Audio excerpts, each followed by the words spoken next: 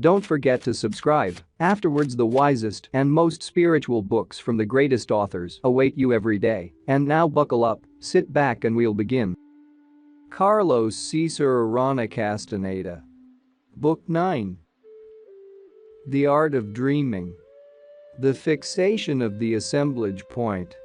Since our agreement had been to discuss dreaming only when Don Juan considered it necessary, I rarely asked him about it and never insisted on continuing my questions beyond a certain point. I was more than eager, therefore, to listen to him whenever he decided to take up the subject.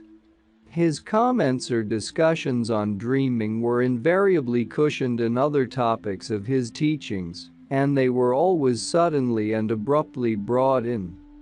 We were engaged in some unrelated conversation once, while I was visiting with him in his house, when without any preamble he said that, by means of their dreaming contacts with inorganic beings, the old sorcerers became immensely well versed in the manipulation of the assemblage point, a vast and ominous subject. I immediately grabbed the opportunity and asked Don Juan for an estimate of the time when the old sorcerers might have lived. At various opportunities before, I had asked the same question, but he never gave me a satisfactory answer. I was confident, however, that at the moment, perhaps because he had brought up the subject himself, he might be willing to oblige me. A most trying subject, he said. The way he said it made me believe he was discarding my question. I was quite surprised when he continued talking. It'll tax your rationality as much as the topic of inorganic beings. By the way, what do you think about them now? I have let my opinions rest, I said. I can't afford to think one way or another. My answer delighted him. He laughed and commented on his own fears of and aversions to the inorganic beings. They have never been my cup of tea, he said. Of course, the main reason was my fear of them. I was unable to get over it when I had to, and then it became fixed. Do you fear them now, Don Juan? It's not quite fear I feel but revulsion. I don't want any part of them. Is there any particular reason for this revulsion? The best reason in the world. We are antithetical. They love slavery, and I love freedom. They love to buy, and I don't sell. I became inexplicably agitated and brusquely told him that the subject was so far-fetched for me that I could not take it seriously. He stared at me, smiling, and said, "The best thing to do with inorganic beings is what you do. Deny their existence but visit with them regularly and maintain that you are dreaming, and in dreaming anything is possible. This way you don't commit yourself." I felt strangely guilty, although I could not figure out why. I felt compelled to ask, "What are you referring to, Don Juan?" "To your visits with the inorganic beings," he replied dryly. "Are you kidding? What visits?" I didn't want to discuss this, but I think it's time I tell you that the nagging voice you heard, reminding you to fix your dreaming attention on the items of your dreams, was the voice of an inorganic being. I thought Don Juan was completely irrational. I became so irritated that I even yelled at him.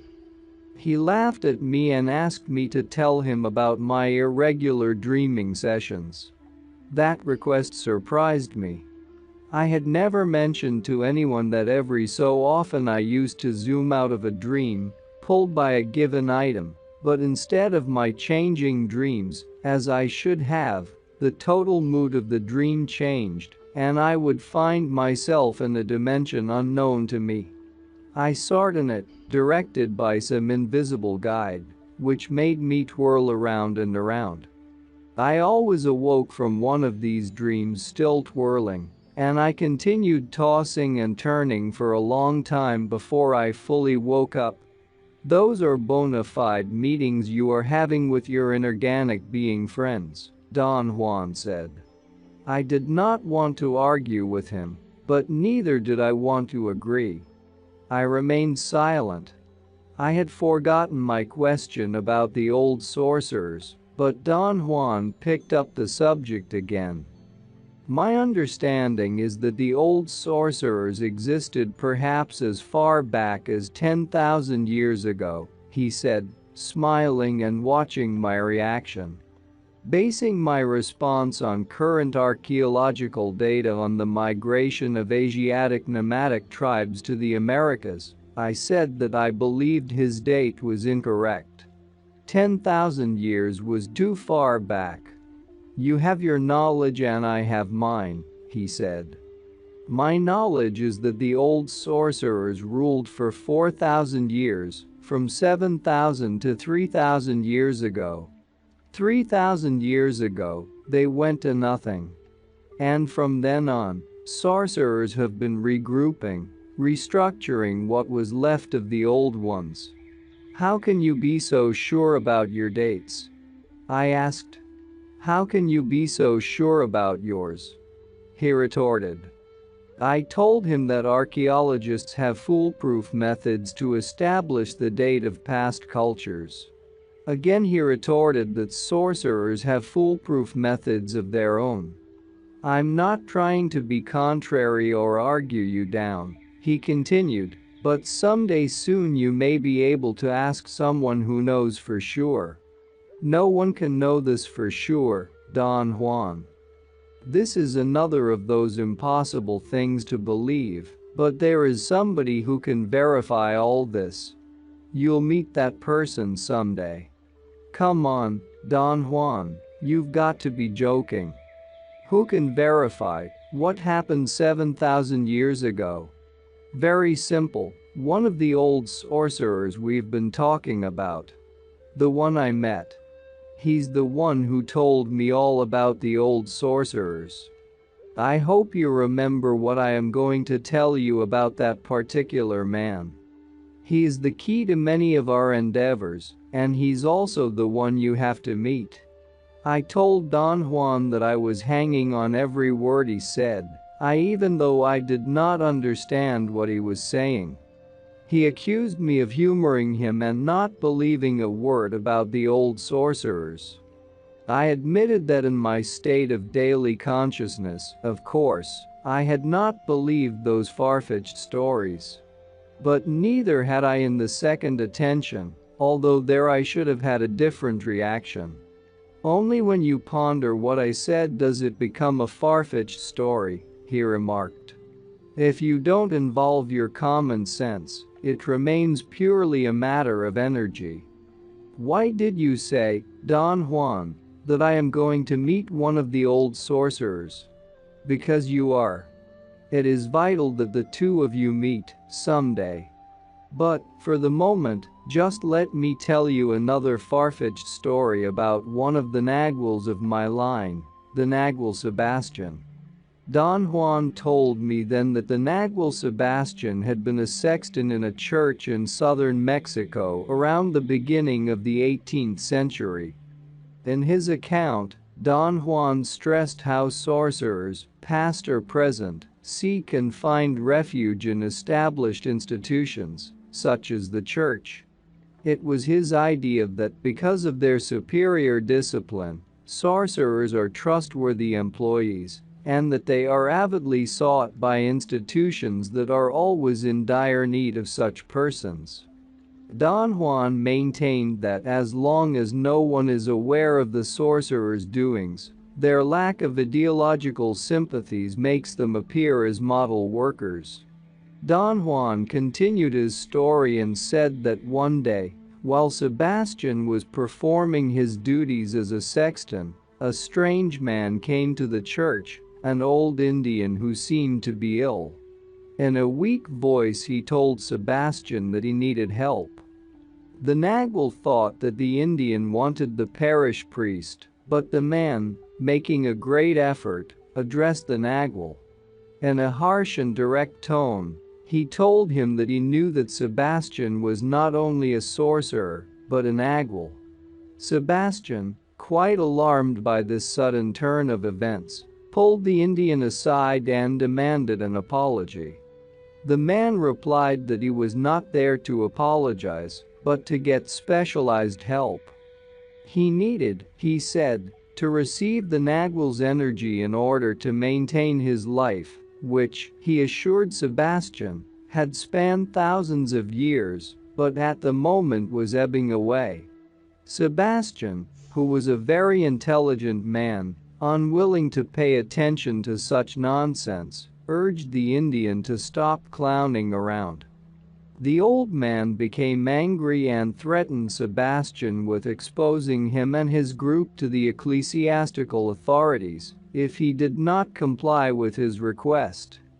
Don Juan reminded me that those were the times when the ecclesiastical authorities were brutally and systematically eradicating heretical practices among the Indians of the New Worlds. The man's threat was not something to be taken lightly. The Nagual and his group were indeed in mortal danger. Sebastian asked the Indian how he could give him energy. The man explained that Naguals, by means of their discipline, gain a peculiar energy that they store in their bodies, and that he would get it painlessly from Sebastian's energy center on his navel. In return for it, Sebastian would get not only the opportunity to continue his activities unscathed, but also a gift of power. The knowledge that he was being manipulated by the old Indian did not sit right with the Nagual, but the man was inflexible and left him no alternative but to comply with his request. Don Juan assured me that the old Indian was not exaggerating about his claims at all. He turned out to be one of the sorcerers of ancient times, one of those known as the Death Defiers.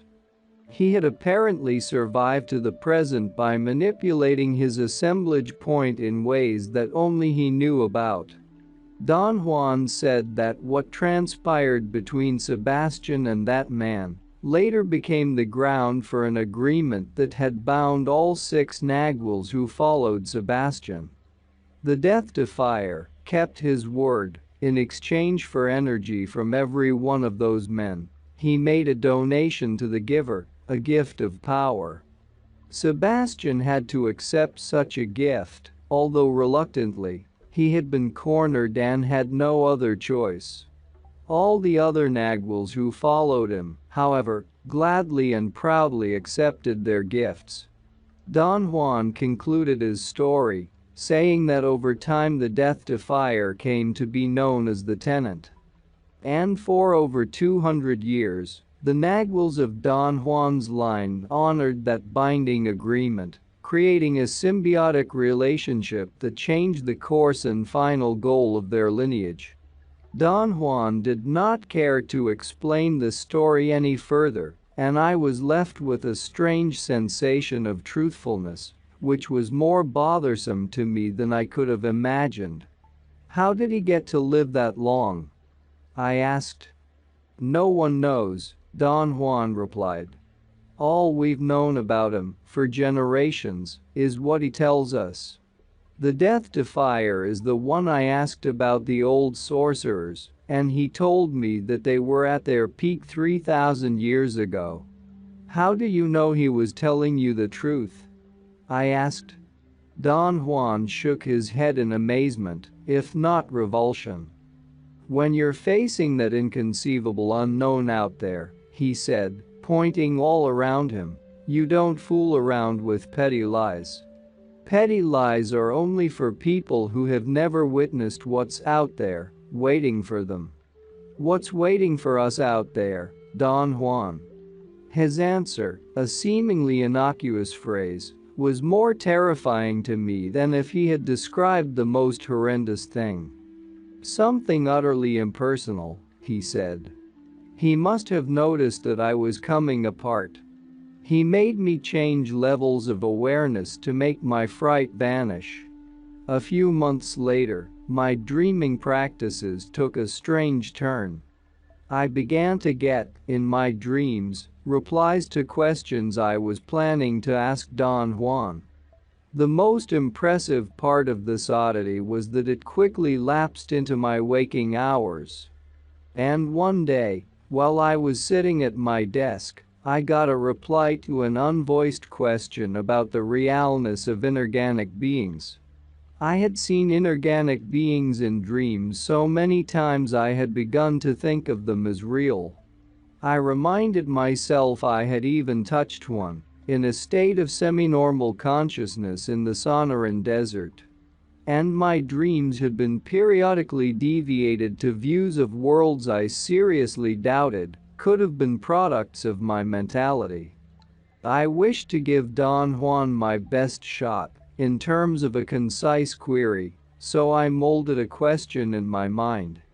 If one is to accept that inorganic beings are as real as people, where, in the physicality of the universe, is the realm in which they exist? After formulating the question to myself, I heard a strange laughter, just as I had the day I wrestled with the inorganic being. Then a man's voice answered me. That realm exists in a particular position of the assemblage point, it said. Just like your world exists in the habitual position of the assemblage point. The last thing I wanted was to enter into a dialogue with a disembodied voice, so I stood up and ran out of my house. The thought occurred to me that I was losing my mind. Another worry to add to my collection of worries. The voice had been so clear and authoritative that it not only intrigued me, but terrified me. I waited with great trepidation for oncoming barrages of that voice, but the event was never repeated. At the first opportunity I had, I consulted with Don Juan. He was not impressed in the least. You must understand, once and for all, that things like this are very normal in the life of a sorcerer, he said. You are not going mad, you are simply hearing the voice of the dreaming emissary. Upon crossing the first or second gate of dreaming, dreamers reach a threshold of energy and begin to see things or to hear voices. Not really plural voices, but a singular voice. Sorcerers call it the voice of the dreaming emissary. What is the dreaming emissary? Alien energy that has conciseness. Alien energy that purports to aid dreamers by telling them things. The problem with the dreaming emissary is that it can tell only what the sorcerers already know or should know, were they worth their salt. To say that it's alien energy that has conciseness doesn't help me at all, Don Juan.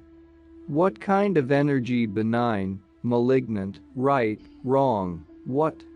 It's just what I said, alien energy. An impersonal force that we turn into a very personal one because it has voice. Some sorcerers swear by it. They even see it. Or, as you yourself have done, they simply hear it as a man's or a woman's voice. And the voice can tell them about the state of things, which most of the time they take as sacred advice. Why do some of us hear it as a voice? We see it or hear it because we maintain our assemblage points fixed on a specific new position. The more intense this fixation, the more intense our experience of the emissary. Watch out. You may see it and feel it as a naked woman.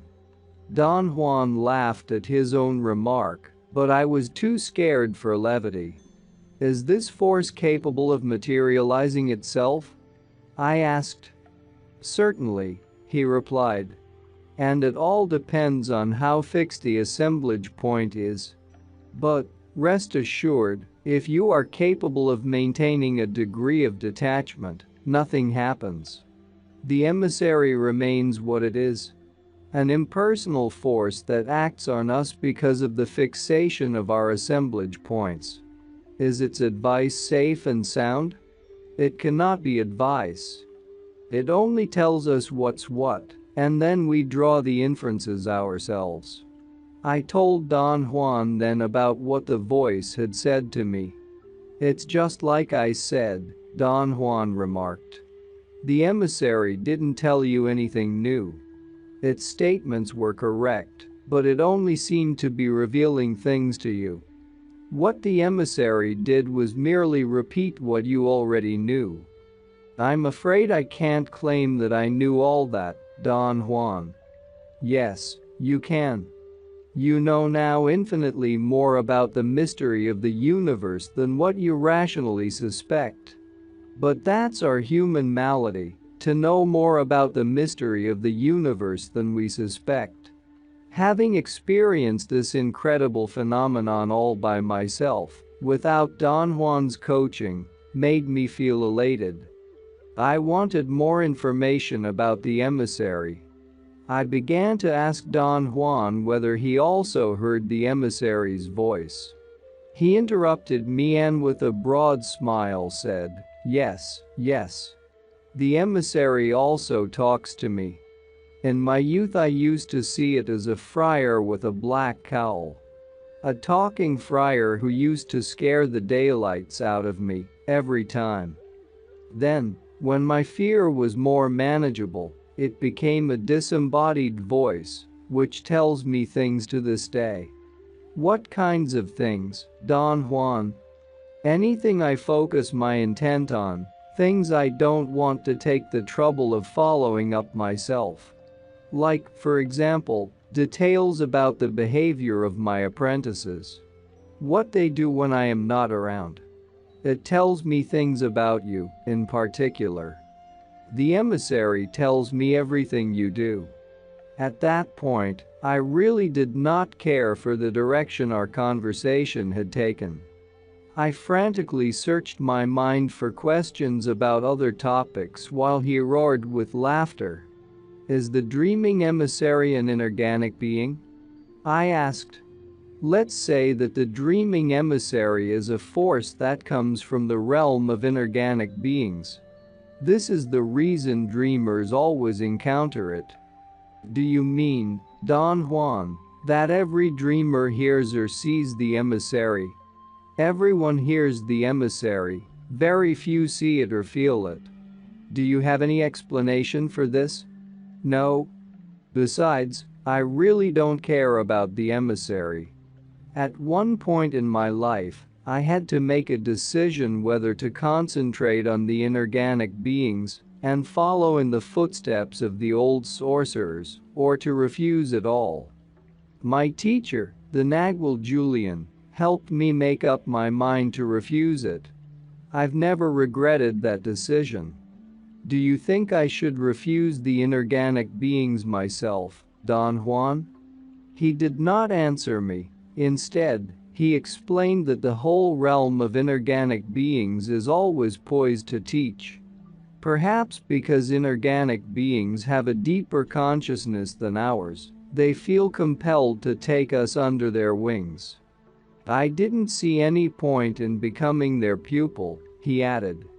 Their price is too high. What is their price? Our lives, our energy, our devotion to them. In other words, our freedom. But what do they teach? Things pertinent to their world. The same way we ourselves would teach them, if we were capable of teaching them, things pertinent to our world. Their method, however, is to take our basic self as a gauge of what we need, and then teach us accordingly. A most dangerous affair. I don't see why it would be dangerous. If someone was going to take your basic self as a gauge, with all your fears and greed and envy, etc., etc., and teach you what fulfills that horrible state of being, what do you think the result would be? I had no comeback. I thought I understood perfectly well the reasons for his rejection. The problem with the old sorcerers was that they learned wonderful things, but on the basis of their unadulterated lower selves, Don Juan went on. The inorganic beings became their allies, and, By means of deliberate examples, they taught the old sorcerers marvels. Their allies performed the actions, and the old sorcerers were guided step by step to copy those actions, without changing anything about their basic nature. Do these relationships with inorganic beings exist today? I can't answer that truthfully. All I can say is that I can't conceive of having a relationship like that myself. Involvements of this nature curtail our search for freedom by consuming all our available energy. In order to really follow their allies' example, the old sorcerers had to spend their lives in the realm of the inorganic beings. The amount of energy needed to accomplish such a sustained journey is staggering. Do you mean, Don Juan, that the old sorcerers were able to exist in those realms like we exist here? Not quite like we exist here, but certainly they lived. They attained their awareness, their individuality. The dreaming emissary became the most vital entity for those sorcerers. If a sorcerer wants to live in the realm of the inorganic beings, the emissary is the perfect bridge. It speaks, and its bent is to teach, to guide. Have you ever been in that realm, Don Juan? Countless times. And so have you. But there is no point in talking about it now. You haven't cleared all the debris from your dreaming attention yet. We'll talk about that realm someday. Do I gather, Don Juan, that you don't approve of or like the emissary? I neither approve of it nor like it. It belongs to another mood, the old sorcerer's mood. Besides, its teachings and guidance in our world are nonsense. And for that nonsense the emissary charges us enormities in terms of energy. One day you will agree with me. You'll see. In the tone of Don Juan's words, I caught a veiled implication of his belief that I disagreed with him about the emissary. I was about to confront him with it when I heard the emissary's voice in my ears. He's right, the voice said. You like me because you find nothing wrong with exploring all possibilities. You want knowledge. Knowledge is power.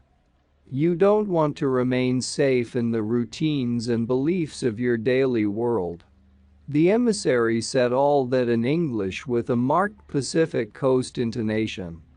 Then it shifted into Spanish. I heard a slight Argentine accent.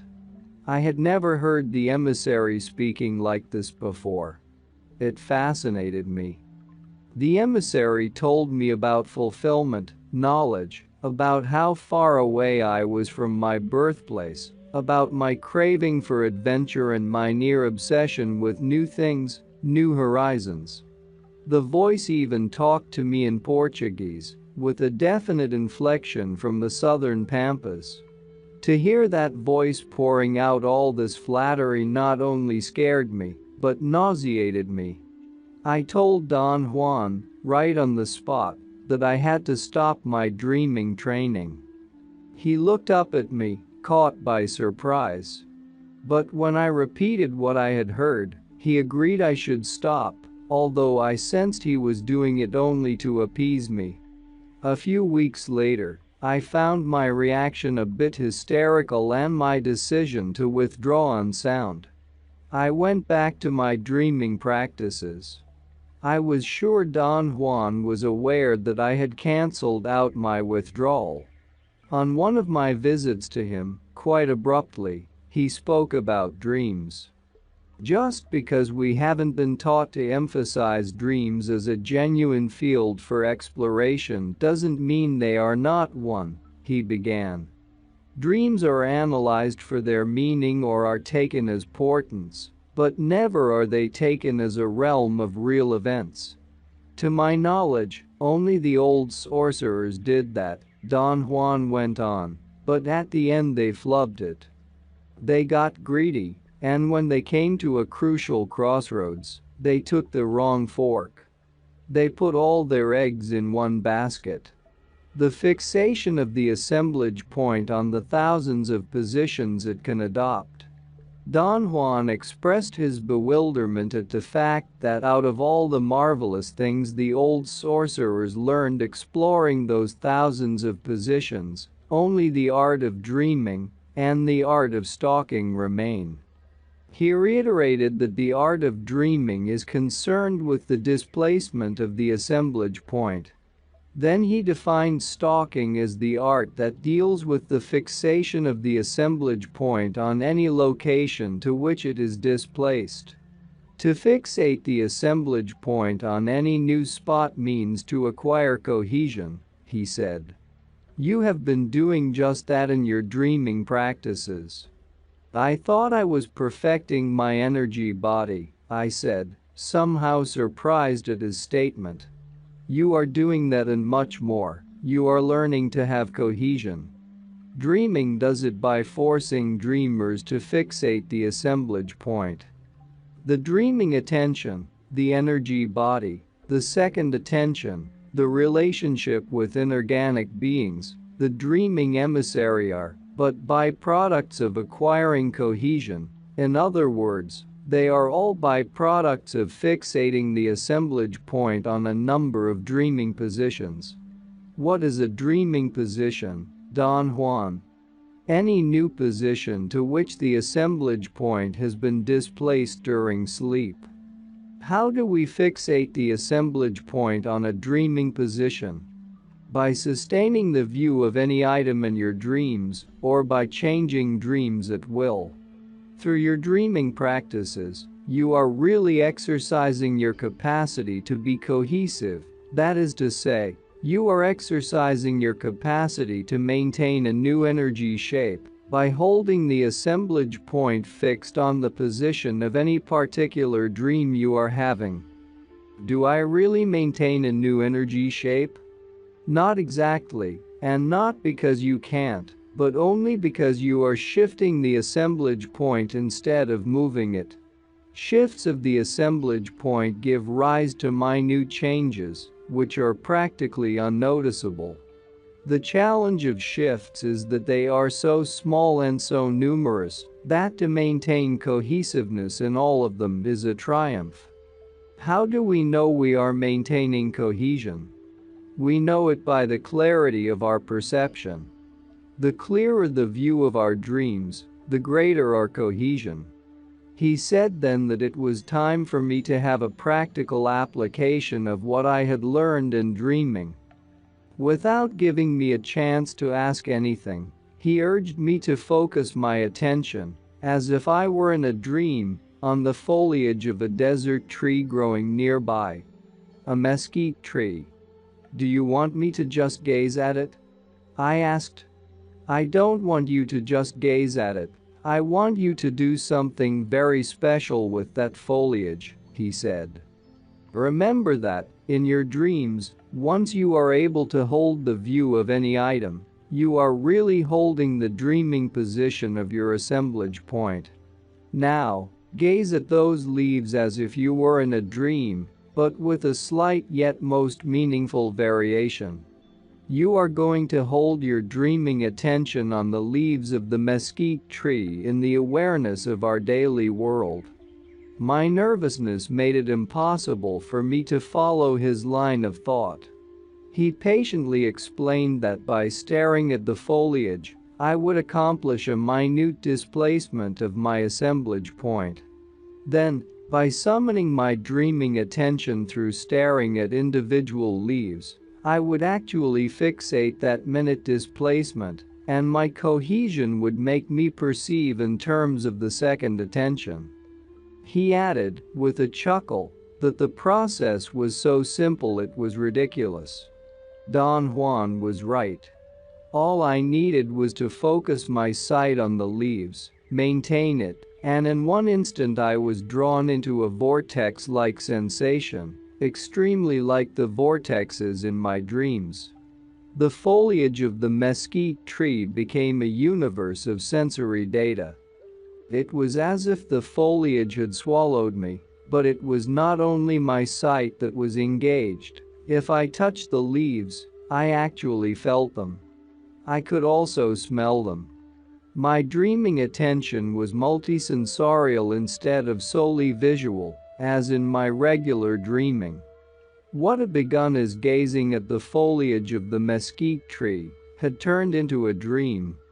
I believed I was in a dreamt tree, as I had been in trees of countless dreams. And, naturally, I behaved in this dreamt tree as I had learned to behave in my dreams. I moved from item to item, pulled by the force of a vortex that took shape on whatever part of the tree I focused my multisensorial dreaming attention. Vortexes were formed not only on gazing, but also on touching anything with any part of my body. In the midst of this vision or dream, I had an attack of rational doubts. I began to wonder if I had really climbed the tree in a daze and was actually hugging the leaves, lost in the foliage, without knowing what I was doing. Or perhaps I had fallen asleep, possibly mesmerized by the fluttering of leaves in the wind, and was having a dream. But just like in dreaming, I didn't have enough energy to ponder for too long. My thoughts were fleeting. They lasted an instant, then the force of direct experience blanketed them out completely. A sudden motion around me shook everything and virtually made me emerge from a clump of leaves, as if I had broken away from the tree's magnetic pull. I was facing then, from an elevation, an immense horizon. Dark mountains and green vegetation surrounded me. Another jolt of energy made me shake from my bones out, then I was somewhere else. Enormous trees loomed everywhere. They were bigger than the Douglas firs of Oregon and Washington state. Never had I seen a forest like that. The scenery was such a contrast to the aridness of the Sonoran Desert that it left me with no doubt that I was having a dream. I held on to that extraordinary view, afraid to let go, knowing that it was indeed a dream and would disappear once I had run out of dreaming attention.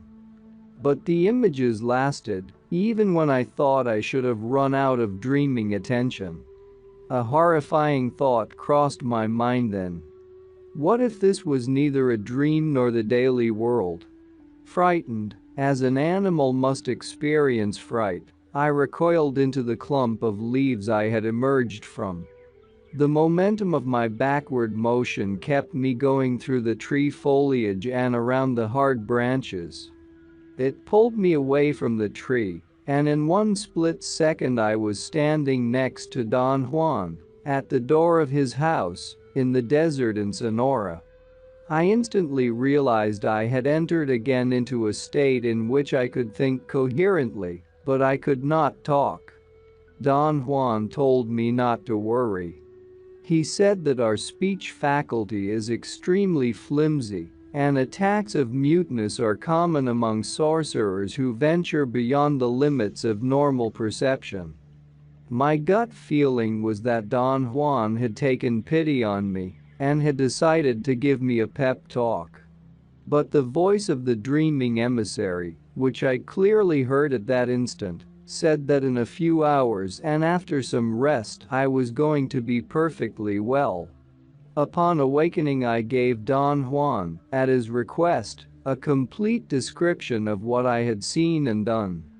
He warned me that it was not possible to rely on my rationality to understand my experience, not because my rationality was in any way impaired, but because what had taken place was a phenomenon outside the parameters of reason. I, naturally, argued that nothing can be outside the limits of reason. Things can be obscure, but sooner or later reason always finds a way to shed light on anything. And I really believed this.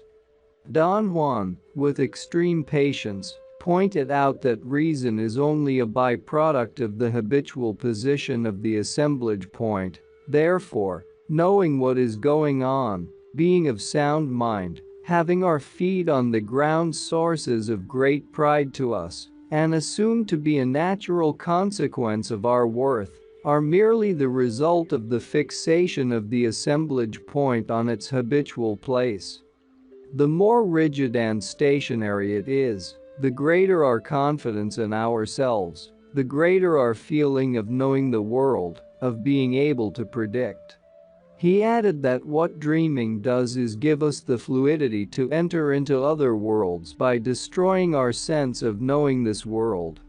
He called dreaming a journey of unthinkable dimensions, a journey that, after making us perceive everything we can humanly perceive, makes the assemblage point jump outside the human domain and perceive the inconceivable.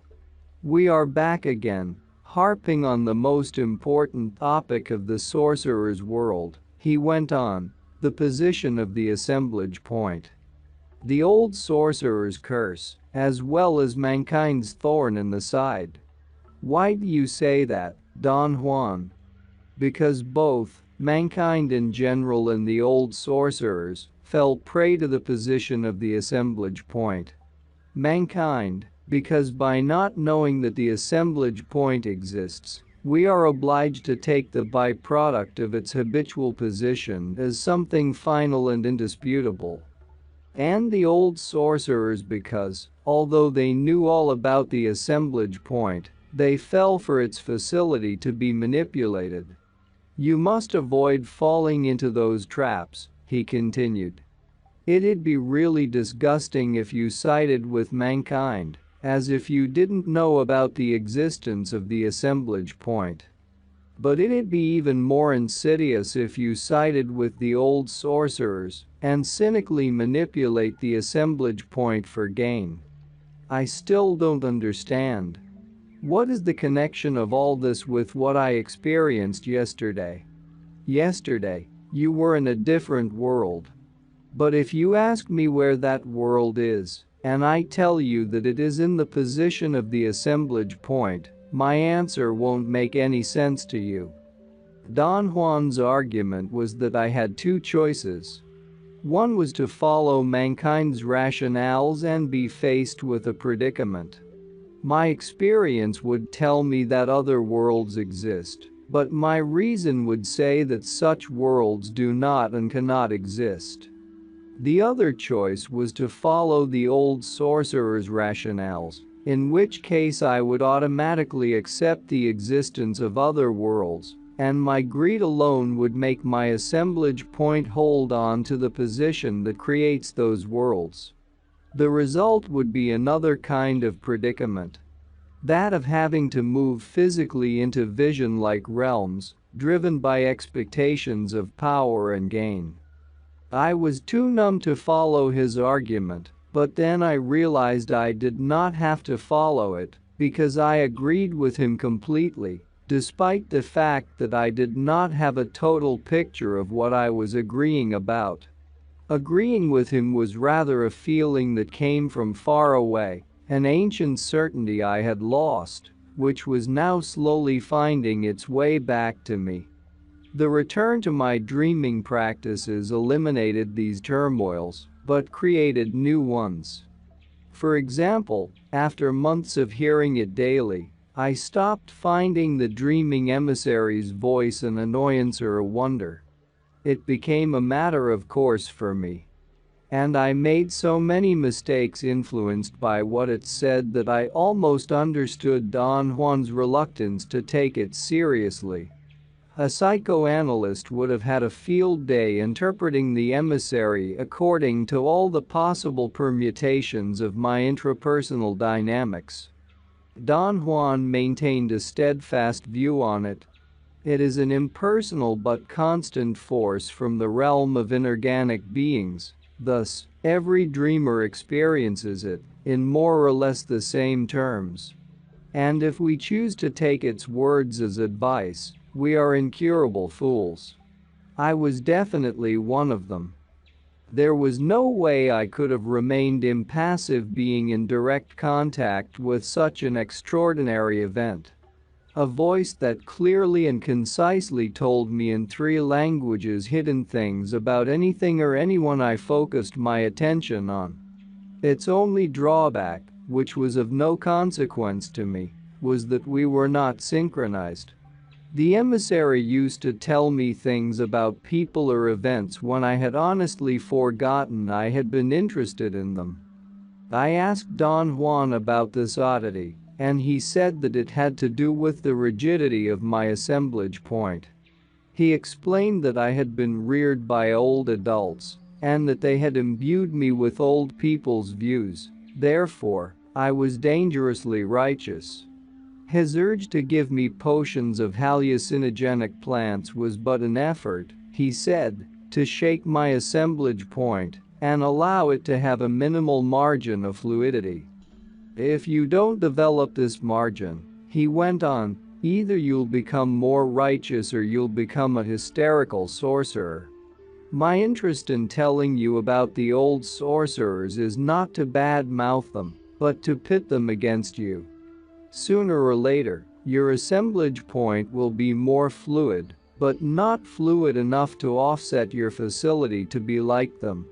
Righteous and hysterical. How can I avoid all that, Don Juan? There is only one way. Sorcerers call it sheer understanding. I call it a romance with knowledge. It's the drive sorcerers use to know, to discover, to be bewildered. Don Juan changed the subject and continued to explain the fixation of the assemblage point. He said that seeing children's assemblage points constantly fluttering, as if moved by tremors, changing their place with ease, the old sorcerers came to the conclusion that the assemblage point's habitual location is not innate, but brought about by habituation. Seeing also that only in adults is it fixed on one spot, they surmised that the specific location of the assemblage point fetters a specific way of perceiving. Through usage, this specific way of perceiving becomes a system of interpreting sensory data. Don Juan pointed out that, since we are drafted into that system by being born into it, from the moment of our birth, we imperatively strive to adjust our perceiving to conform to the demands of this system, a system that rules us for life. Consequently, the old sorcerers were thoroughly right in believing that the act of countermanding it and perceiving energy directly is what transforms a person into a sorcerer. Don Juan expressed wonder at what he called the greatest accomplishment of our human upbringing: to lock our assemblage point on its habitual position. For, once it is immobilized there, our perception can be coached and guided to interpret what we perceive. In other words, we can then be guided to perceive more in terms of our system than in terms of our senses. He assured me that human perception is universally homogeneous, because the assemblage points of the whole human race are fixed on the same spot. He went on to say that sorcerers prove all this to themselves when they see that at the moment the assemblage point is displaced beyond a certain threshold, and new universal filaments of energy begin to be perceived, there is no sense to what we perceive. The immediate cause is that new sensory data has rendered our system inoperative. It can no longer be used to interpret what we are perceiving. Perceiving without our system is, of course, chaotic, Don Juan continued. But strangely enough, when we think we have truly lost our bearings, our old system rallies. It comes to our rescue and transforms our new incomprehensible perception into a thoroughly comprehensible new world. Just like what happened to you when you gazed at the leaves of the mesquite tree. What exactly happened to me, Don Juan? Your perception was chaotic for a while, everything came to you at once, and your system for interpreting the world didn't function.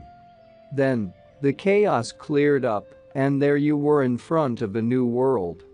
We are again, Don Juan, at the same place we were before.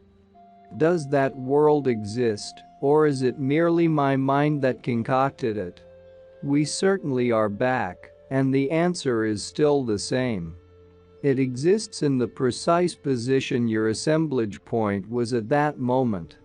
In order to perceive it, you needed cohesion, that is, you needed to maintain your assemblage point fixed on that position, which you did. The result was that you totally perceived a new world for a while. But would others perceive that same world? If they had uniformity and cohesion, they would. Uniformity is to hold, in unison, the same position of the assemblage point. The old sorcerers called the entire act of acquiring uniformity and cohesion outside the normal world stalking perception. The art of stalking, he continued, as I have already said, deals with the fixation of the assemblage point. The old sorcerers discovered, through practice, that important as it is to displace the assemblage point, it is even more important to make it stay fixed on its new position, wherever that new position might be. He explained that if the assemblage point does not become stationary, there is no way that we can perceive coherently. We would experience then a kaleidoscope of disassociated images. This is the reason the old sorcerers put as much emphasis on dreaming as they did on stalking. One art cannot exist without the other, especially for the kinds of activities in which the old sorcerers were involved. What were those activities, Don Juan? The old sorcerers called them the intricacies of the second attention or the grand adventure of the unknown. Don Juan said that these activities stem from the displacements of the assemblage point.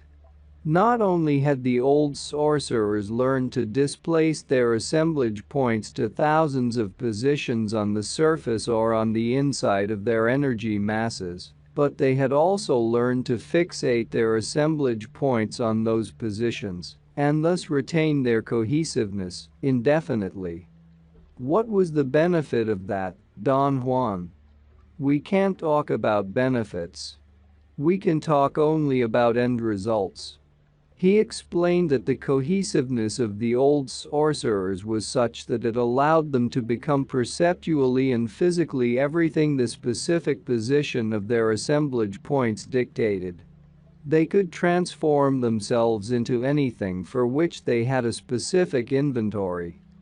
An inventory is, he said, all the details of perception involved in becoming, for example, a jaguar, a bird, an insect, etc., etc. It's very hard for me to believe that this transformation can be possible, I said. It is possible, he assured me. Not so much for you and me, but for them. For them, it was nothing. He said that the old sorcerers had superb fluidity. All they needed was the slightest shift of their assemblage points, the slightest perceptual cue from their dreaming, and they would instantaneously stalk their perception, rearrange their cohesiveness to fit their new state of awareness, and be an animal, another person, a bird, or anything. But isn't that what mentally ill people do? Make up their own reality as they go along? I said. No, it isn't the same. Insane people imagine a reality of their own because they don't have any preconceived purpose at all. Insane people bring chaos into the chaos. Sorcerers, on the contrary, bring order to the chaos. Their preconceived transcendental purpose is to free their perception.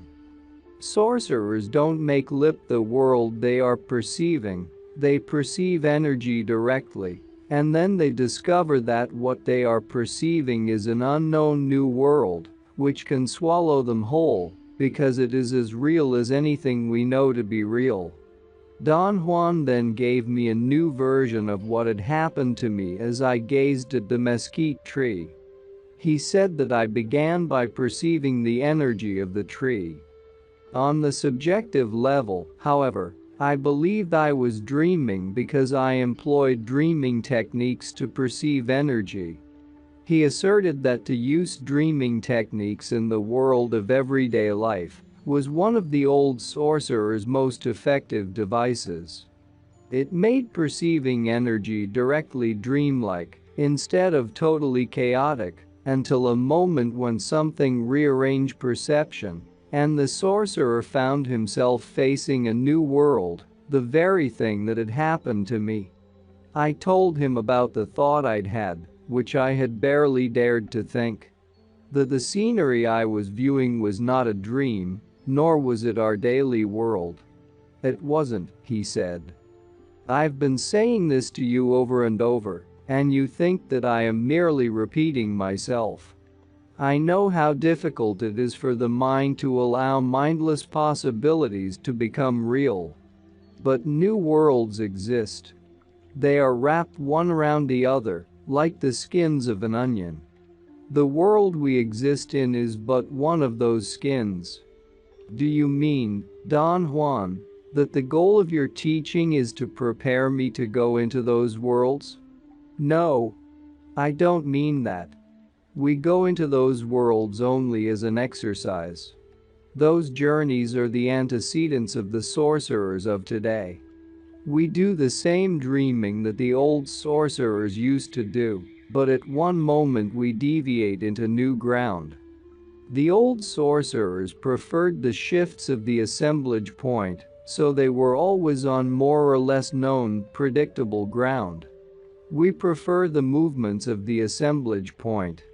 The old sorcerers were after the human unknown. We are after the non-human unknown. I haven't gotten to that yet, have I?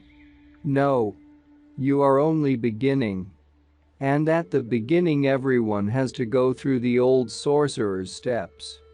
After all, they were the ones who invented dreaming. At what point will I then begin to learn the new sorcerer's brand of dreaming?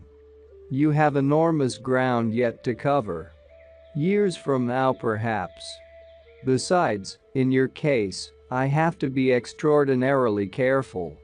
In character, you are definitely linked to the old sorcerers. I've said this to you before, but you always manage to avoid my probes. Sometimes I even think that some alien energy is advising you, but then I discard the idea. You are not devious. What are you talking about, Don Juan? You've done, unwittingly, two things that worry the hell out of me. You traveled with your energy body to a place outside this world the first time you dreamt. And you walked there. And then you traveled with your energy body to another place outside this world, but parting from the awareness of the daily world. Why would that worry you, Don Juan? Dreaming is too easy for you. And that is a damnation if we don't watch it. It leads to the human unknown. As I said to you, modern-day sorcerers strive to get to the non-human unknown. What can the non-human unknown be? Freedom from being human. Inconceivable worlds that are outside the band of man but that we still can perceive. This is where modern sorcerers take the side road. Their predilection is what's outside the human domain. And what are outside that domain are all-inclusive worlds, not merely the realm of birds or the realm of animals or the realm of man, even if it be the unknown man. What I am talking about are worlds, like the one where we live, total worlds with endless realms. Where are those worlds, Don Juan? In different positions of the assemblage point? Right. In different positions of the assemblage point, but positions sorcerers arrive at with a movement of the assemblage point, not a shift. Entering into those worlds is the type of dreaming only sorcerers of today do. The old sorcerers stayed away from it because it requires a great deal of detachment and no self-importance whatsoever. A price they couldn't afford to pay. For the sorcerers who practice dreaming today, dreaming is freedom to perceive worlds beyond the imagination. But what's the point of perceiving all that? You already asked me, today, the same question. You speak like a true merchant. What's the risk? You ask. What's the percentage gain to my investment? Is it going to better me? There is no way to answer that. The merchant mind does commerce. But freedom cannot be an investment. Freedom is an adventure with no end, in which we risk our lives and much more for a few moments of something beyond words, beyond thoughts or feelings. I didn't ask that question in that spirit, Don Juan. What I want to know is what can be the driving force to do all this for a lazy bum like myself. To seek freedom is the only driving force I know. Freedom to fly off into that infinity out there. Freedom to dissolve, to lift off, to be like the flame of a candle, which, in spite of being up against a light of 1 billion stars, remains intact because it never pretended to be more than what it is. A mere candle. The world of inorganic beings. Faithful to my agreement to wait for Don Juan to initiate any comment on dreaming, only in cases of necessity, did I ask him for advice. Ordinarily, though, he not only seemed reluctant to touch the subject, but was somehow displeased with me about it. In my estimation, a confirmation of his disapproval was the fact that whenever we talked about my dreaming activities, he always minimized the import of anything I had accomplished. For me, at that time, the animate existence of inorganic beings had become the most crucial aspect of my dreaming practices. After encountering them in my dreams, and especially after my bout with them in the desert around Don Juan's house, I should have been more willing to take their existence as a serious affair. But all these events had quite the opposite effect on me. I became adamant and doggedly denied the possibility that they existed. Then I had a change of heart and decided to conduct an objective inquiry about them.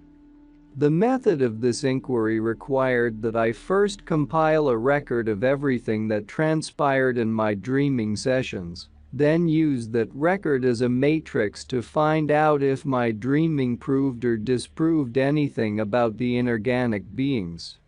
I actually wrote down hundreds of pages of meticulous but meaningless details, when it should have been clear to me that the evidence of their existence had been gathered almost as soon as I had started my inquiry. It took but a few sessions for me to discover that what I thought to be Don Juan's casual recommendation to suspend judgment and let the inorganic beings come to me was, in fact, the very procedure used by the sorcerers of antiquity to attract them. By leaving me to find it out for myself, Don Juan was simply following his sorcery training. He had remarked time and time again that it is very difficult to make the self give up its strongholds except through practice. One of the self's strongest lines of defense is indeed our rationality, and this is not only the most durable line of defense when it comes to sorcery actions and explanations, but also the most threatened. Don Juan believed that the existence of inorganic beings is a foremost assailant of our rationality. In my dreaming practices, I had an established course, which I followed every single day without deviation. I aimed first at observing every conceivable item of my dreams, then at changing dreams. I can say in sincerity that I observed universes of detail in dreams upon dreams. As a matter of course, at one given moment my dreaming attention began to wane, and my dreaming sessions ended either in my falling asleep and having regular dreams, in which I had no dreaming attention whatsoever, or in my waking up and not being able to sleep at all. From time to time, however, as Don Juan had described it, a current of foreign energy, a scout, as he called it, was injected into my dreams. Being forewarned helped me to adjust my dreaming attention and be on the alert. The first time I noticed foreign energy, I was dreaming about shopping in a department store. I was going from counter to counter looking for antiques. I finally found one. The incongruence of looking for antiques in a department store was so obvious that it made me chuckle, but since I had found one, I forgot about that incongruence. The antique was the handle of a walking stick. The salesman told me that it was made of iridium, which he called one of the hardest substances in the world. It was a carved piece. The head and shoulders of a monkey. It looked like jade to me. The salesman was insulted when I insinuated that it might be jade, and to prove his point he hurled the object, with all his strength, against a cement floor. It did not break but bounced like a ball and then sailed away, spinning like a frisbee. I followed it. It disappeared behind some trees.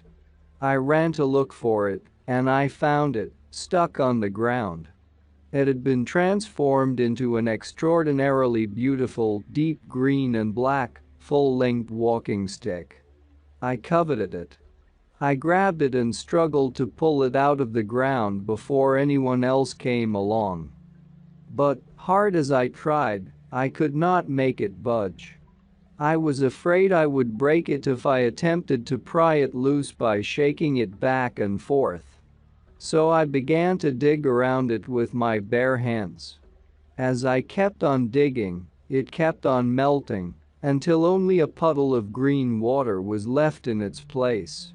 I stared at the water. It suddenly seemed to explode. It turned into a white bubble, and then it was gone. My dream continued into other images and details, which were not outstanding, although they were crystal clear. When I told Don Juan about this dream, he said, "You isolated a scout." Scouts are more numerous when our dreams are average, normal ones. The dreams of dreamers are strangely free from scouts. When they appear, they are identifiable by the strangeness and incongruity surrounding them. Incongruity? In what manner, Don Juan? Their presence doesn't make any sense. Very few things make sense in a dream. Only in average dreams are things nonsensical. I would say that this is so because more scouts are injected than because average people are subject to a greater barrage from the unknown. Do you know why is that so, Don Juan? In my opinion, what takes place is a balance of forces. Average people have stupendously strong barriers to protect themselves against those onslaughts. Barriers such as worries about the self. The stronger the barrier, the greater the attack. Dreamers, by contrast, have fewer barriers and fewer scouts in their dreams. It seems that in dreamers' dreams nonsensical things disappear, perhaps to ensure that dreamers catch the presence of scouts. Don Juan advised me to pay close attention and remember every single possible detail of the dream I had had. He even made me repeat what I had told him. "You baffle me," I said. "You don't want to hear anything about my dreaming, and then you do. Is there any order to your refusals and acceptances?" "You bet there is order behind all this," he said. "Chances are, you'll do the same someday to another dreamer. Some items are of key importance because they are associated with the spirit. Others are entirely unimportant by reason of being associated with our indulging personality. The first scout you isolate will always be present, in any form, even iridium. By the way, what's iridium?" "I don't really know," I said in total sincerity. "There you are.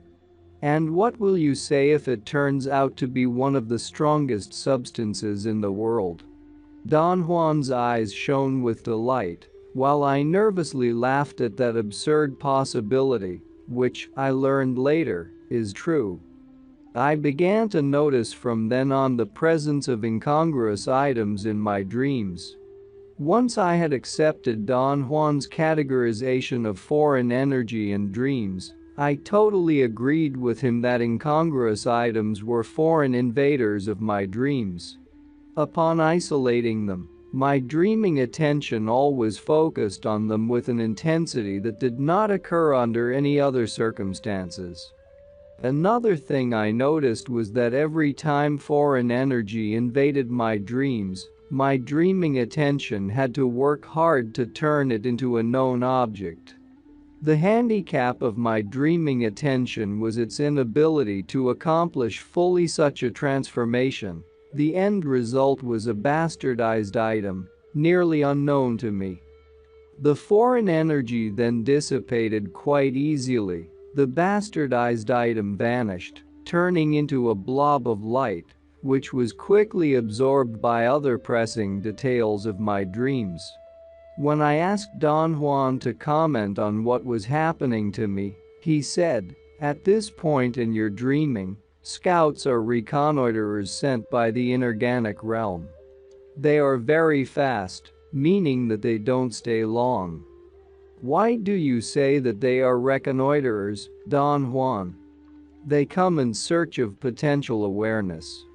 They have consciousness and purpose, although it is incomprehensible to our minds, comparable perhaps to the consciousness and purpose of trees. The inner speed of trees and inorganic beings is incomprehensible to us because it is infinitely slower than ours." "What makes you say that, Don Juan?" "Both trees and inorganic beings last longer than we do. They are made to stay put. They are immobile, yet they make everything move around them." "Do you mean, Don Juan, that inorganic beings are stationary like trees?" "Certainly. What you see in dreaming as bright or dark sticks are their projections. What you hear as the voice of the dreaming emissary is equally their projection. And so are their scouts." For some unfathomable reason, I was overwhelmed by these statements. I was suddenly filled with anxiety. I asked Don Juan if trees also had projections like that. "They do," he said. "Their projections are, however, even less friendly to us than those of the inorganic beings. Dreamers never seek them, unless they are in a state of profound amenity with trees, which is a very difficult state to attain. We have no friends on this earth, you know." He chuckled and added, "It's no mystery why. It may not be a mystery to you, Don Juan, but it certainly is to me. We are destructive. We have antagonized every living being on this earth. That's why we have no friends." I felt so ill at ease that I wanted to stop the conversation altogether. But a compulsive urge made me return to the subject of inorganic beings. "What do you think I should do to follow the scouts?" I asked. "Why in the world would you want to follow them?" "I am conducting an objective inquiry about inorganic beings." "You're pulling my leg, aren't you? I thought you were unmovable on your stand that inorganic beings don't exist." His scoffing tone and cackling laughter told me what his thoughts and feelings about my objective inquiry were. "I've changed my mind, Don Juan. Now I want to explore all those possibilities." Remember, the realm of inorganic beings was the old sorcerer's field. To get there, they tenaciously fixed their dreaming attention on the items of their dreams. In that fashion, they were able to isolate the scouts. And when they had the scouts in focus, they shouted their intent to follow them. The instant the old sorcerers voiced that intent, off they went, pulled by that foreign energy. Is it that simple, Don Juan? He did not answer. He just laughed at me as if daring me to do it. At home, I tired of searching for Don Juan's true meanings. I was thoroughly unwilling to consider that he might have described an actual procedure. After running out of ideas and patience, one day I let my guard down. In a dream I was having then, I was baffled by a fish that had suddenly jumped out of a pond I was walking by. The fish twitched by my feet, then flew like a colored bird, perching on a branch, still being a fish. The scene was so outlandish that my dreaming attention was galvanized. I instantly knew it was a scout. A second later, when the fish bird turned into a point of light, I shouted my intent to follow it, and, just as Don Juan had said, off I went into another world.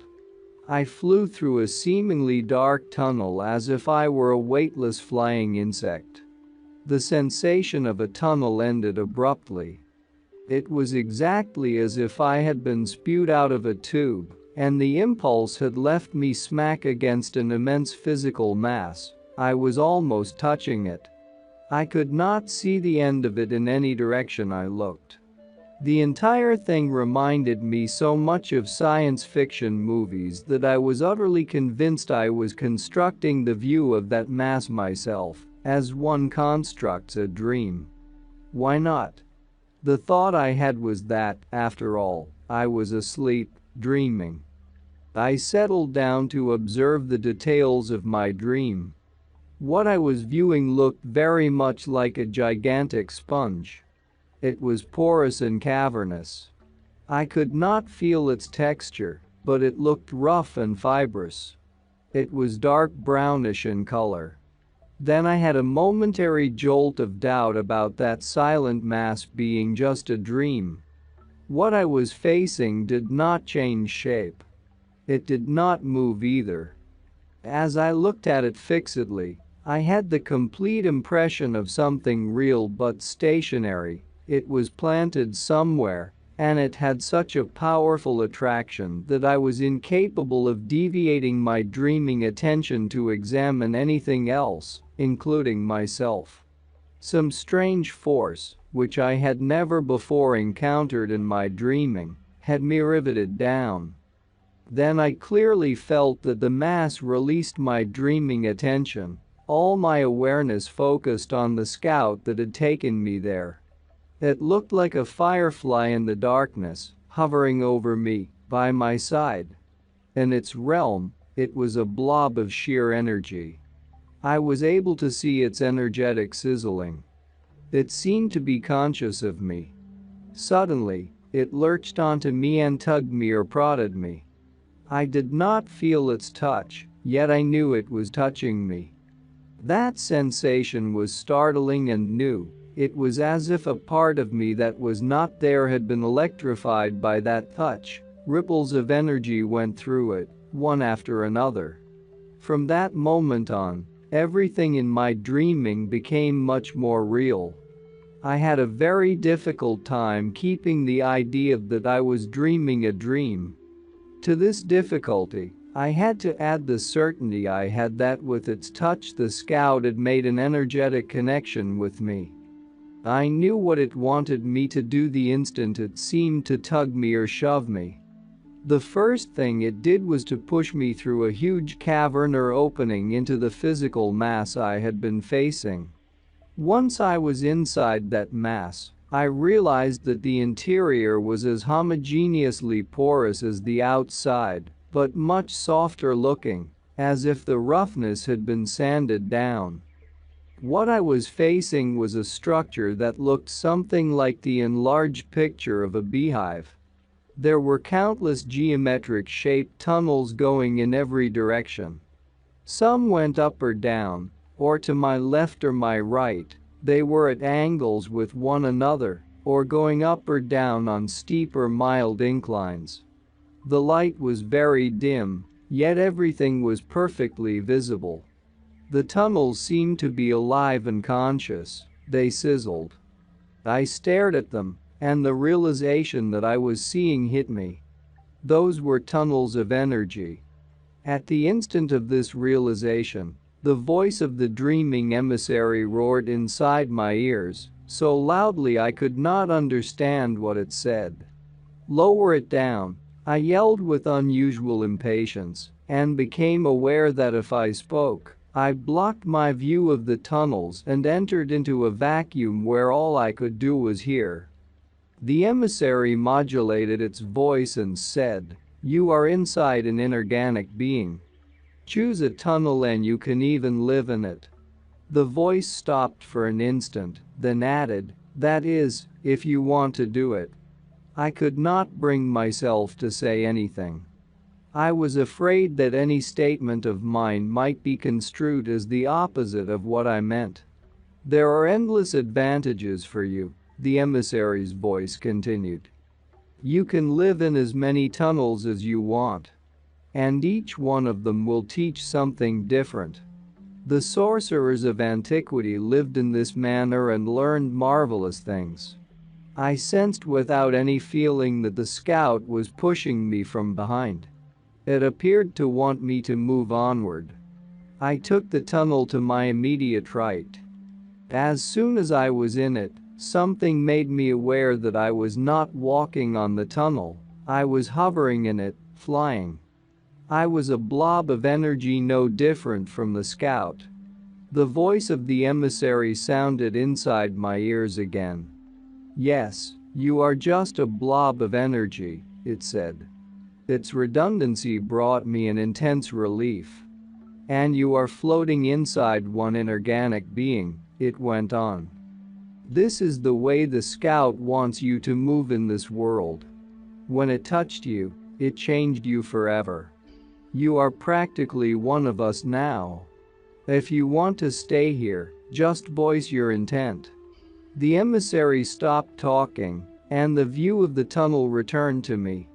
But when it spoke again, something had been adjusted.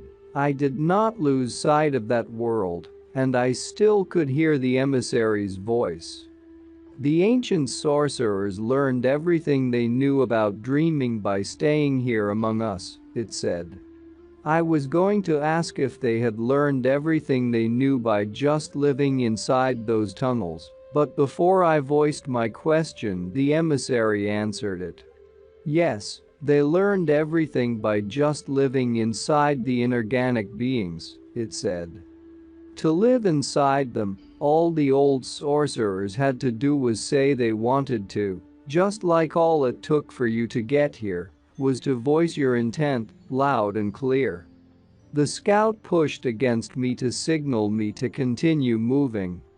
I hesitated, and it did something equivalent to shoving me with such a force that I shot like a bullet through endless tunnels. I finally stopped because the scout stopped. We hovered for an instant, then we dropped into a vertical tunnel. I did not feel the drastic change of direction. As far as my perception was concerned, I was still moving seemingly parallel to the ground. We changed directions many times with the same perceptual effect on me. I began to formulate a thought about my incapacity to feel that I was moving up or down when I heard the emissary's voice. "I think you'll be more comfortable if you crawl rather than fly," it said. "You can also move like a spider or a fly, straight up or down or upside down." Instantaneously, I settled down. It was as if I had been fluffy, and suddenly I got some weight, which grounded me. I could not feel the tunnel's walls, but the emissary was right about my being more comfortable when crawling. "In this world you don't have to be pinned down by gravity," it said. Of course, I was able to realize that myself. "You don't have to breathe either," the voice went on. "And, for your convenience alone, you can retain your eyesight and see as you see in your world." The emissary seemed to be deciding whether to add more. It coughed, just like a man clearing his throat, and said, "The eyesight is never impaired, Therefore, a dreamer always speaks about his dreaming in terms of what he sees. The scout pushed me into a tunnel to my right. It was somehow darker than the others. To me, at a preposterous level, it seemed cozier than the others, more friendly or even known to me. The thought crossed my mind that I was like that tunnel or that the tunnel was like me. "You two have met before," the emissary's voice said. "I beg your pardon," I said. I had understood what it said, but the statement was incomprehensible. "You two wrestled, and because of that you now carry each other's energy." I thought that the emissary's voice carried a touch of malice or even sarcasm. "No, it isn't sarcasm," the emissary said. "I am glad that you have relatives here among us." "What do you mean by relatives?" I asked. "Shared energy makes kinship," it replied. "Energy is like blood." I was unable to say anything else. I clearly felt pangs of fear. "Fear is something that is absent in this world," the emissary said. And that was the only statement that was not true. My dreaming ended there. I was so shocked by the vividness of everything, and by the impressive clarity and continuity of the emissary's statements, that I could not wait to tell Don Juan. It surprised and disturbed me that he did not want to hear my account. He did not say so, but I had the impression that he believed all of it had been a product of my indulging personality. "Why are you behaving like this with me?" I asked. "Are you displeased with me?" "No. I am not displeased with you," he said. "The problem is that I can't talk about this part of your dreaming. You are completely by yourself in this case. I have said to you that inorganic beings are real. You are finding out how real they are. But what you do with this finding is your business, yours alone. Someday you'll see the reason for my staying away. But isn't there something you can tell me about that dream?" I insisted. "What I can say is that it wasn't a dream. It was a journey into the unknown. A necessary journey, I may add, and an ultra-personal one." He changed the subject then and began to talk about other aspects of his teachings. From that day on, in spite of my fear and Don Juan, now, if I chose to turn the scouts into quasi-known objects, they stayed even longer, changing shapes erratically. But if I followed them, by revealing out loud my intent to go with them, the scouts veritably transported my dreaming attention to a world beyond what I can normally imagine. Don Juan had said that inorganic beings are always poised to teach. But he had not told me that dreaming is what they are poised to teach. He had stated that the dreaming emissary, since it is a voice, listening to what it said, I understood the old sorcerer, bend your fingers slightly, and press the crystals or pebbles with them. The emissary said that metal pins, if they were the size and width of one's fingers, were equally effective. The procedure consisted of pressing at least 3 thin items between the fingers of each hand and creating an almost painful pressure in the hands. This pressure had the strange property of shutting off the internal dialogue. The emissary's expressed preference was for quartz crystals. It said that they gave the best results, although with practice anything was suitable. Falling asleep at a moment of total silence guarantees a perfect entrance into dreaming, said the emissary's voice, and it also guarantees the enhancing of one's dreaming attention. Dreamers should wear a gold ring, said the emissary to me another time, preferably fitted a bit tight. The emissary's explanation was that such a ring serves as a bridge for surfacing from dreaming back into the daily world, or for sinking from our daily awareness into the inorganic being's realm. How does this bridge work? I asked. I had not understood what was involved. The contact of the fingers on the ring lays the bridge down, the emissary said. If a dreamer comes into my world wearing a ring, that ring attracts the energy of my world and keeps it, and when it's needed, that energy transports the dreamer back to this world by the ring releasing it into the dreamer's fingers. The pressure of that ring around a finger serves equally well to ensure a dreamer's return to his world. It gives him a constant, familiar sense on his finger. During another dreaming session, the emissary said that our skin is the perfect organ for transposing energy waves from the mode of the daily world to the mode of the inorganic beings, and vice versa. It recommended that I keep my skin cool and free from pigments or oils.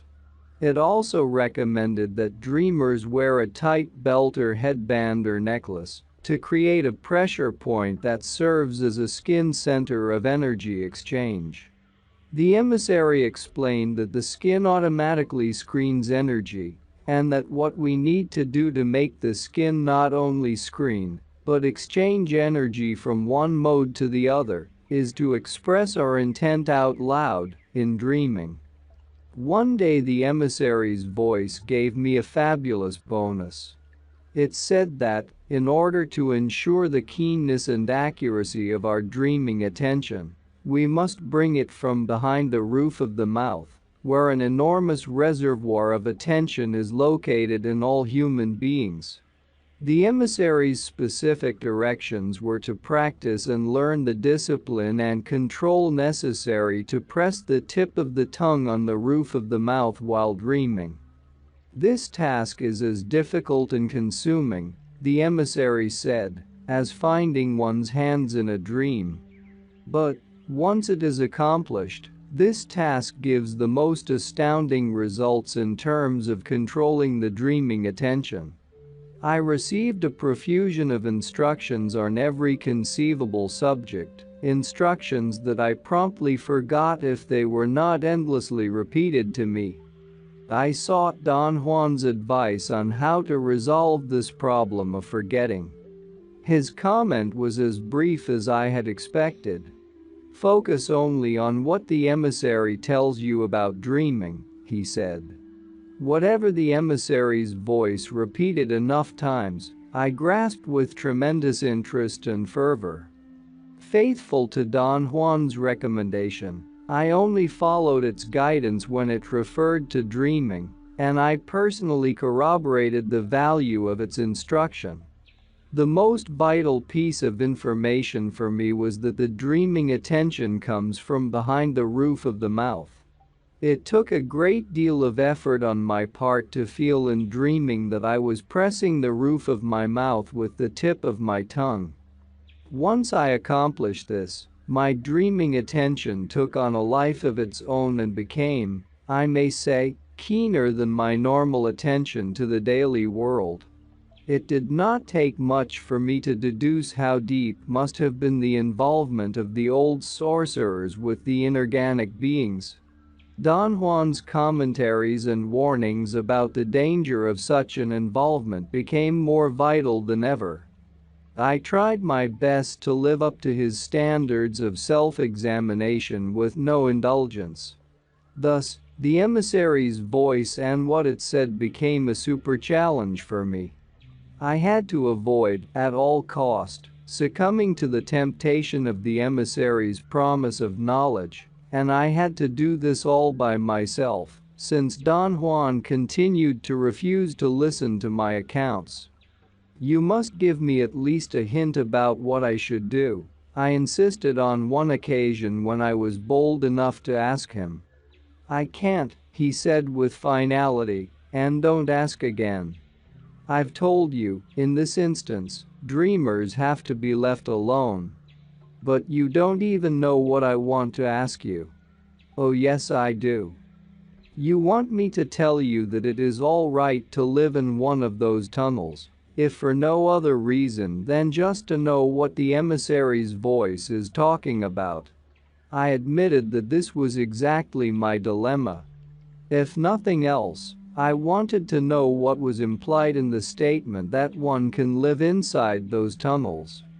I went through the same turmoil myself, Don Juan went on, and no one could help me, because this is a super personal and final decision. A final decision made the instant you voice your desire to live in that world.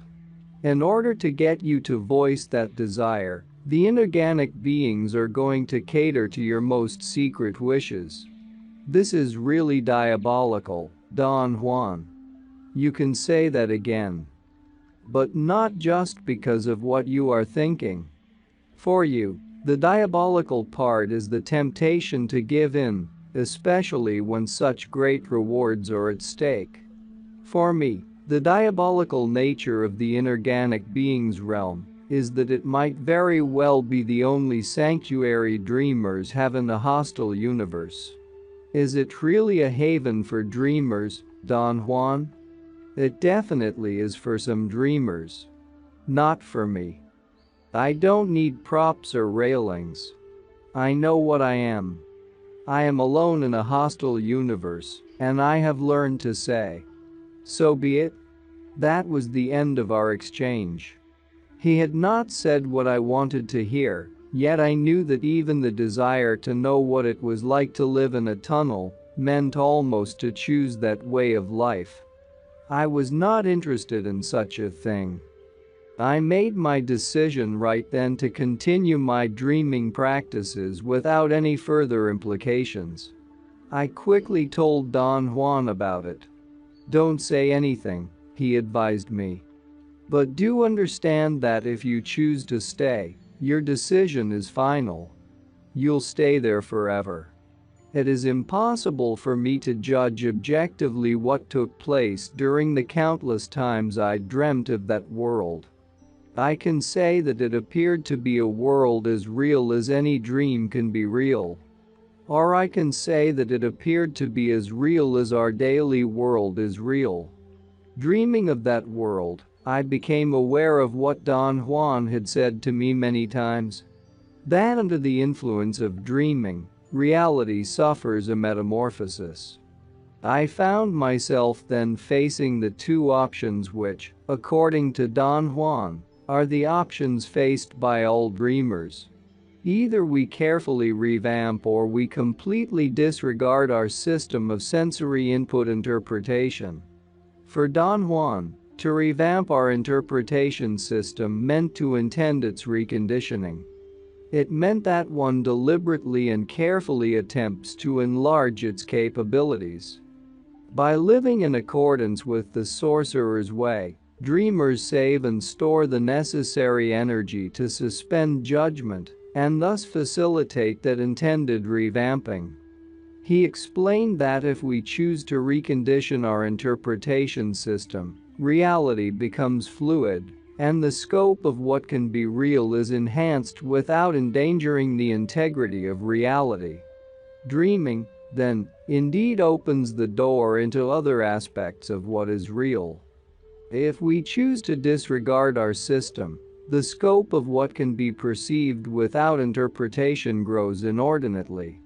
The expansion of our perception is so gigantic that we are left with very few tools for sensory interpretation, and, thus, a sense of an infinite realness that is unreal or an infinite unrealness that could very well be real, but is not. For me, the only acceptable option was reconstructing and enlarging my interpretation system. In dreaming the inorganic being's realm, I was faced with the consistence of that world from dream to dream, from isolating the scouts through listening to the dreaming emissary's voice to going through tunnels. I went through them without feeling anything, yet being aware that space and time were constant, although not in terms discernible by rationality under normal conditions. However, by noticing the difference or the absence or profusion of detail in each tunnel, or by noticing the sense of distance between tunnels, or by noticing the apparent length or width of each tunnel in which I traveled, I arrived at a sense of objective observation. The area where this reconstruction of my interpretation system had the most dramatic effect was the knowledge of how I related to the world of the inorganic beings. In that world, which was real to me, I was a blob of energy. Thus, I could whiz in the tunnels, like a fast-moving light, or I could crawl on their walls, like an insect. If I flew, a voice told me not arbitrary but consistent information about details on the walls on which I had focused my dreaming attention. Those details were intricate protuberances, like the Braille system of writing. When I crawled on the walls, I could see the same details with greater accuracy and hear the voice giving me more complex descriptions. The unavoidable consequence for me was the development of a dual stand. On the one hand, I knew I was dreaming a dream. On the other, I knew I was involved in a pragmatic journey, as real as any journey in the world. This bona fide split was a corroboration of what Don Juan had said, that the existence of inorganic beings is the foremost assailant of our rationality. Only after I had really suspended judgment did I get any relief. At one moment, when the tension of my untenable position seriously believing in the attestable existence of inorganic beings, while seriously believing that it was only a dream was about to destroy me, something in my attitude changed drastically, but without any solicitation on my part. Don Juan maintained that my energy level, which had been steadily growing, one day reached a threshold that allowed me to disregard assumptions and prejudgments about the nature of man, reality, and perception. That day I became enamored with knowledge, regardless of logic or functional value, and, above all, regardless of personal convenience. When my objective inquiry into the subject of inorganic beings no longer mattered to me, Don Juan himself brought up the subject of my dream journey into that world. He said, "I don't think you are aware of the regularity of your meetings with inorganic beings." He was right. I had never bothered to think about it. I commented on the oddity of my oversight. "It isn't an oversight," he said. "It's the nature of that realm to foster secretiveness. Inorganic beings veil themselves in mystery, darkness. Think about their world. Stationary, fixed to draw us like moths to a light or a fire. There is something the emissary hasn't dared to tell you so far. That the inorganic beings are after our awareness or the awareness of any being that falls into their nets. They'll give us knowledge, but they'll extract a payment. Our total being." "Do you mean, Don Juan, that the inorganic beings are like fishermen?" "Exactly. At one moment, the emissary will show you men who got caught in there or other beings that are not human, that also got caught in there. Revulsion and fear should have been my response." Don Juan's revelations affected me deeply, but in the sense of creating uncontainable curiosity. I was nearly panting. "Inorganic beings can't force anyone to stay with them," Don Juan went on. "To live in their world is a voluntary affair. Yet they are capable of imprisoning any one of us by catering to our desires, by pampering and indulging us. Beware of awareness that is immobile. Awareness like that has to seek movement, and it does this, as I've told you, by creating projections, phantasmagorical projections at times." I asked Don Juan to explain what phantasmagorical projections meant. He said that inorganic beings hook onto dreamers' innermost feelings and play them mercilessly. They create phantoms to please dreamers or frighten them. He reminded me that I had wrestled with one of those phantoms.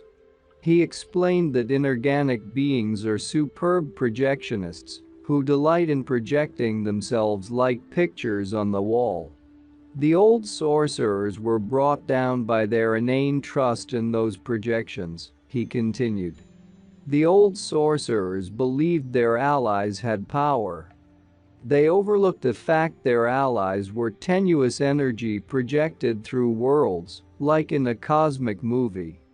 You are contradicting yourself, Don Juan. You yourself said that the inorganic beings are real. Now you tell me that they are mere pictures. I meant to say that the inorganic beings in our world are like moving pictures projected on a screen, and I may even add that they are like moving pictures of rarefied energy projected through the boundaries of two worlds. But what about inorganic beings in their world? Are they also like moving pictures? Not a chance. That world is as real as our world.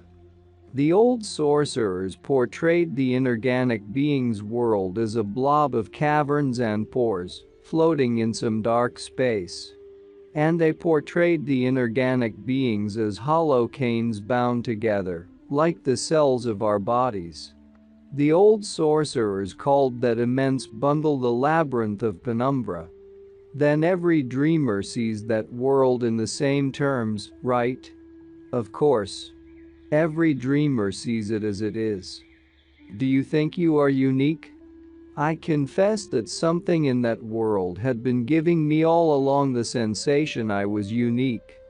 What created this most pleasant and clear feeling of being exclusive was not the voice of the dreaming emissary or anything I could consciously think about. That's exactly what floored the old sorcerers, Don Juan said. The inorganic beings did to them what they are doing to you now. They created for them the sense of being unique, exclusive, plus a more pernicious sense yet. The sense of having power. Power and uniqueness are unbeatable as corrupting forces. Watch out. How did you avoid the danger yourself, Don Juan? I went to that world a few times, and then I never went back. Don Juan explained that in the opinion of sorcerers, the universe is predatorial, and sorcerers more than anyone else have to take this into account in their daily sorcery activities. His idea was that consciousness is intrinsically compelled to grow, and the only way it can grow is through strife, through life or death confrontations. The awareness of sorcerers grows when they do dreaming, he went on. And the moment it grows, something out there acknowledges its growth, recognizes it and makes a bid for it. The inorganic beings are the bidders for that new, enhanced awareness. Dreamers have to be forever on their toes. They are prey the moment they venture out in that predatorial universe. What do you suggest I do to be safe, Don Juan? Be on your toes every second. Don't let anything or anybody decide for you. Go to the inorganic being's world only when you want to go. Honestly, Don Juan, I wouldn't know how to do that. Once I isolate a scout, a tremendous pull is exerted on me to go. I don't have a chance in hell to change my mind. Come on. Who do you think you're kidding? You can definitely stop it. You haven't tried to, that's all. I earnestly insisted that it was impossible for me to stop. He did not pursue the subject any longer, and I was thankful for that. A disturbing feeling of guilt had begun to gnaw at me. For some unknown reason, the thought of consciously stopping the pull of the scouts had never occurred to me. As usual, Don Juan was correct. I found out that I could change the course of my dreaming by intending that course. After all, I did intend for the scouts to transport me to their world. It was feasible that if I deliberately intended the opposite, my dreaming would follow the opposite course. With practice, my capacity to intend my journeys into the inorganic being's realm became extraordinarily keen. An increased capacity to intend brought forth an increased control over my dreaming attention. This additional control made me more daring. I felt that I could journey with impunity because I could stop the journey anytime I wanted to. "Your confidence is very scary," was Don Juan's comment when I told him, at his request, about the new aspect of my control over my dreaming attention. "Why should it be scary?" I asked. I was truly convinced of the practical value of what I had found out. "Because yours is the confidence of a fool," he said. "I am going to tell you a sorcerer's story that is apropos. I didn't witness it myself, but my teacher's teacher, the Nagual Elias, did." Don Juan said that the Nagual Elias and the love of his life, a sorceress named Amelia, were lost, in their youth, in the inorganic being's world. I had never heard Don Juan talk about sorcerers being the love of anybody's life. His statement startled me. I asked him about this inconsistency. "It's not an inconsistency. I have simply refrained all along from telling you stories of sorcerers' affection," he said. "You've been so oversaturated with love all your life that I wanted to give you a break." Well, the Nagual Elias and the love of his life, the witch Amelia, got lost in the inorganic being's world, Don Juan went on. They went there not in dreaming but with their physical bodies. How did that happen, Don Juan? Their teacher, the Nagual Rosendo, was very close in temperament and practice to the old sorcerers. He intended to help Elias and Amelia, but instead he pushed them across some deadly boundaries. The Nagual Rosendo didn't have that crossing in mind. What he wanted to do was to put his two disciples into the second attention, but what he got as a result was their disappearance. Don Juan said that he was not going to go into the details of that long and complicated story. He was only going to tell me how they became lost in that world. He stated that the Nagual Rosendo's miscalculation was to assume that the inorganic beings are not, in the slightest, interested in women. His reasoning was correct and was guided by the sorcerer's knowledge that the universe is markedly female, and that maleness, being an offshoot of femaleness, is almost scarce, thus coveted. Don Juan made a digression and commented that perhaps that scarcity of males is the reason for men's unwarranted dominion on our planet. I wanted to remain on that topic, but he went ahead with his story. He said that the Nagual Rosendo's plan was to give instruction to Elias and Amelia exclusively in the second attention. And to that effect, he followed the old sorcerer's prescribed technique. He engaged a scout, in dreaming, and commanded it to transport his disciples into the second attention by displacing their assemblage points on the proper position. Theoretically, a powerful scout could displace their assemblage points on the proper position with no effort at all. What the Nagual Rosendo did not take into consideration was the trickery of the inorganic beings. The scout did displace the assemblage points of his disciples, but it displaced them on a position from which it was easy to transport them bodily into the realm of the inorganic beings. "Is this possible, to be transported bodily?" I asked. "It is possible," he assured me. "We are energy that is kept in a specific shape and position by the fixation of the assemblage point on one location. If that location is changed, the shape and position of that energy will change accordingly.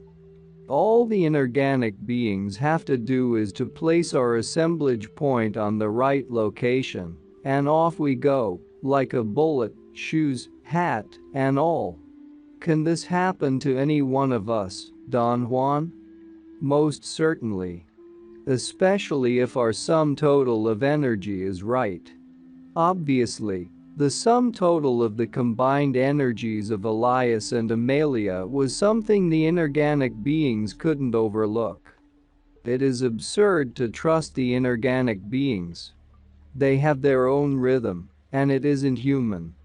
I asked Don Juan what exactly the Nagual Rosendo did to send his disciples to that world. I knew it was stupid of me to ask, knowing that he was going to ignore my question. My surprise was genuine when he began to tell me. The steps are simplicity itself, he said. He put his disciples inside a very small, closed space, something like a closet. Then he went into dreaming, called a scout from the inorganic being's realm, by voicing his intent to get one, then voiced his intent to offer his disciples to the scout. The scout, naturally, accepted the gift and took them away, at an unguarded moment, when they were making love inside that closet. When the Nagual opened the closet, they were no longer there. Don Juan explained that making gifts of their disciples to the inorganic beings was precisely what the old sorcerers used to do. The Nagual Rosendo did not mean to do that, but he got swayed by the absurd belief that the inorganic beings were under his control. Sorcerers' maneuvers are deadly, Don Juan went on. I beseech you to be extraordinarily aware. Don't get involved in having some idiotic confidence in yourself. What finally happened to the Nagual Elias and Amelia? I asked. The Nagual Rosendo had to go bodily into that world and look for them, he replied. Did he find them? He did, after untold struggles. However, he could not totally bring them out. So the two young people were always semi-prisoners of that realm. Did you know them, Don Juan? Of course I knew them, and I assure you, they were very strange. And that's not all. Our experts and regular viewers respond to all comments. Also check if you forgot to subscribe and set your bell to receive notifications about new audiobooks and other useful self-development materials that we release regularly. Join in the discussions, don't forget to give likes and, if possible and inspired, support the development of the channel financially. All useful links will be in the description and the first attached comment. Goodness, love and wisdom to all. And now move on to watch the next part of the video at the links below, or choose something from the playlists of the channel and those you see on the screen.